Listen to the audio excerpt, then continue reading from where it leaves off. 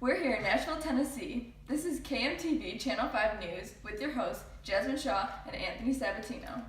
Today is March 15, 1993. We will be reporting on the Superstorm. As you know, this giant storm has affected states all the way from Maine to Alabama. Not only has snow affected the South, but Florida has been severely affected by coastal flooding. Beaches in the South experience high levels of erosion due to this flooding. And over 10 million people lost power in their homes. Now we'll send it over to Ryan, who will explain the origins of the storm. You can see in our satellite photos, the storm started over the ocean. Strong winds picked up water from the Atlantic and moved west, where they met a cold front passing over the mountains. Here's weather reporter Dan with the effects. Thank you, Ryan. Here in Tennessee, we saw areas with 5 feet of snow. Across the mountains in North Carolina, wind speeds hit 90 miles per hour. I'm even hearing reports of damage all the way from Maine to South Carolina.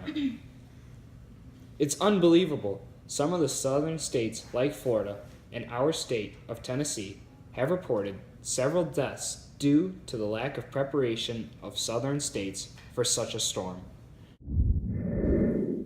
Over 44 million acre-feet of water was dropped by the storm. That's enough to cover 44 million acres of the United States in a foot of standing water. In total, 13 cubic miles of snow fell on the eastern seaboard. I've gotten reports of over 100 deaths. It's so sad to see these families suffer for the rest of their lives because of a 48-hour snowstorm. With the helicopter searches and the snow cleanup process underway, we hope that there are no other deaths. These are just a few of the photographs that show how the community and people of the southern and east coast states work together in order to clean up snow and ensure that no other damage was done to their communities.